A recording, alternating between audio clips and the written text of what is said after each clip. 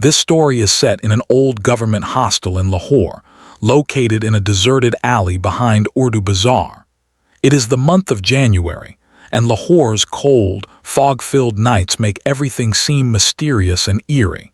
It is within this hazy, misty atmosphere that this terrifying tale takes birth. The story begins with a young man named Rayan, who had been searching for a hostel in Lahore for many days. He was a quiet-natured boy who had come from interior Sindh to pursue an MPhil in Urdu at Punjab University. After weeks of searching, he finally found a room in an old, dusty government building near Urdu Bazaar. The building's walls were cracked, rusted gates stood behind overgrown bushes, and a mysterious silence pervaded the entire structure. When he entered the warden's office, he was met with a cold and gloomy face. The warden, an elderly man with tired eyes, looked at Rayan with an expression that seemed to hold a warning he was reluctant to voice. Hesitatingly, Rayan inquired about a room. The warden, without smiling, said, "Only one room is available, but it's not particularly special." Rayan, desperate for a place to stay, replied with a faint smile, "Sir, I just need a place to rest my head." The warden paused for a moment, looking at him as if weighing a decision. Then slowly he opened a drawer, took out a rusted key and said, "Room number 313, third floor, the last one at the end of the corridor." As Rayan walked toward the room, his heartbeat quickened with every step. The third-floor corridor was desolate and abandoned.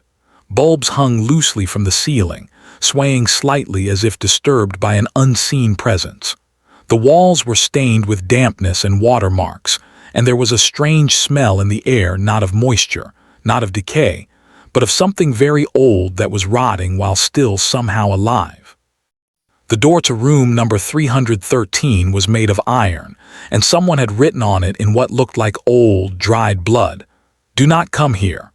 Rayan dismissed it as the mischief of some former student. He turned the key and opened the door. Inside there was a small window, a rusted ceiling fan, a dusty mirror on the wall, an old bed, and a wardrobe. But what was strangest of all was the ice-cold chill that pervaded the room, as if the cold air was not just temperature but a presence.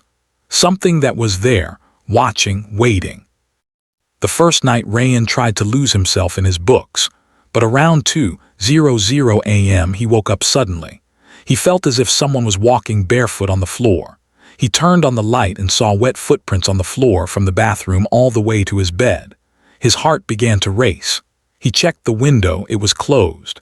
He opened the door, there was no one outside. He tried to convince himself that perhaps some water had spilled or that he was dreaming. But the footprints did not dry until morning. The second night, something strange began to happen with the mirror beside the wardrobe. Whenever Rayan looked at himself, he would see a blurry figure behind him in the reflection, as if someone was wrapped in a white sheet with cold, lifeless white eyes. He would turn around and no one would be there. But in the mirror, the figure would be slowly crawling on the ground. Terrified, he covered the mirror with a cloth. But that same night, he heard a whisper, "Will you leave me too?" The third night, Rayan was now genuinely frightened, but he told no one. He was looking out the window when suddenly, in the fog, he saw a woman wrapped in a sheet standing in the hostel courtyard. Then he watched as she looked up directly at his window, and then, without climbing any stairs, she began to rise through the air toward him. Rayan stumbled backward, slammed the door shut, but on the other side of the door someone knocked 3 times. Tap, tap, tap. He kept the light on all night. The next day, summoning his courage, he asked the cleaning woman, Safia Bibi, about the room. "Bibi, did something happen in this room?" Safia Bibi fell silent, but fear descended into her eyes. After a long pause, she said, "Years ago there was a girl, Aisha. She used to live in this very room. She was quiet, never spoke to anyone. One night someone heard her screams, but when they broke down the door, she was hanging from the window. Yet the drops of blood were inside the room, as if someone had killed her from within." Rayan's soul trembled. That night, Rayan decided to leave. He packed his belongings, but as soon as he opened the door, the same woman was standing right in front of him. Her face was now clearly visible, half-burnt, eyes bulging out and blood dripping from her lips. She whispered, "Why are you leaving me? Now that you have come, stay with me forever." Then the electricity went out, plunging the entire floor into darkness. Someone grabbed Rayan's neck. His breath began to stop. But with all his remaining courage, he slammed the door shut, jumped from the window, and fled. The next morning, people gathered in front of the hostel. The police had arrived and the warden was saying, "No boy has stayed here. The room has been locked for years." But on the window there was still a mark, a wet handprint pressed from the inside out. They say room number 313 is still the same. And sometimes from that window a face peers out, waiting, still waiting. Rayan never returned to that hostel. He transferred to a different university and moved to a different part of the city. But the memory of room number 313 haunted him for months. He would wake up in the middle of the night, drenched in sweat, convinced that he could hear soft footsteps in his new room. He would check the floor for wet footprints. He would cover every mirror in his new apartment with a cloth. He stopped looking out of windows at night.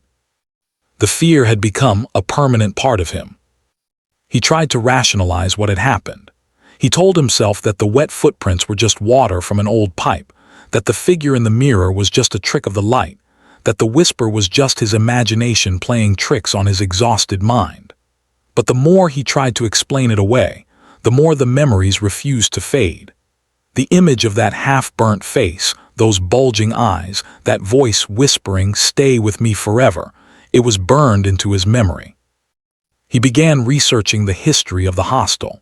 He visited old libraries, spoke to retired professors, and even tracked down former students who had lived there decades ago.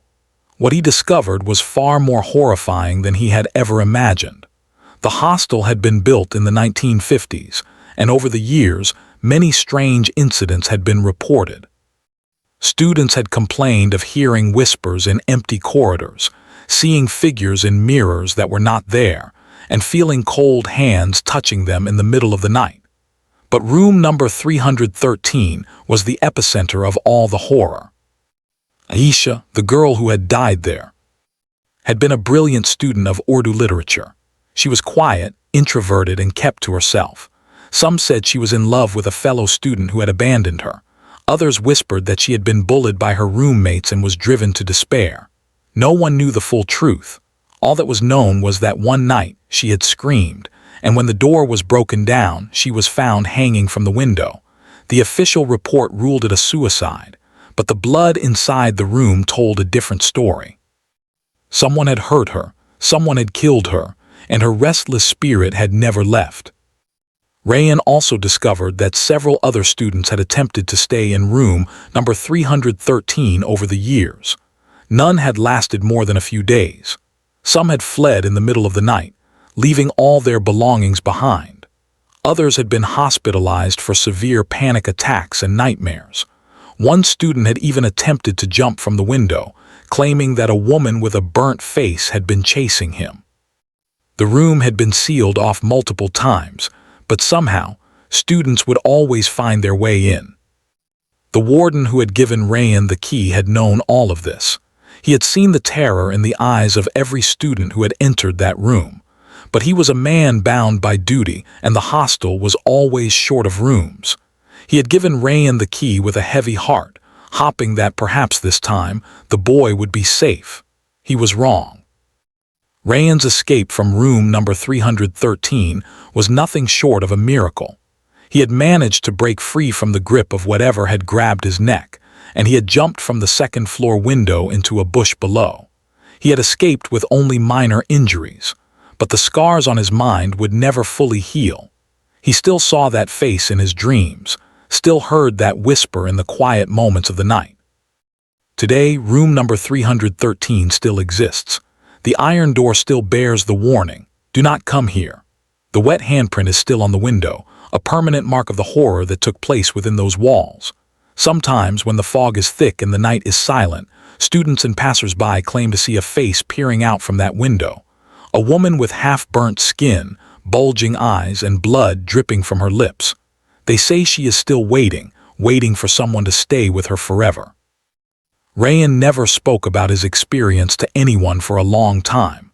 He was afraid that people would think he was crazy, that they would dismiss his story as the product of an overactive imagination.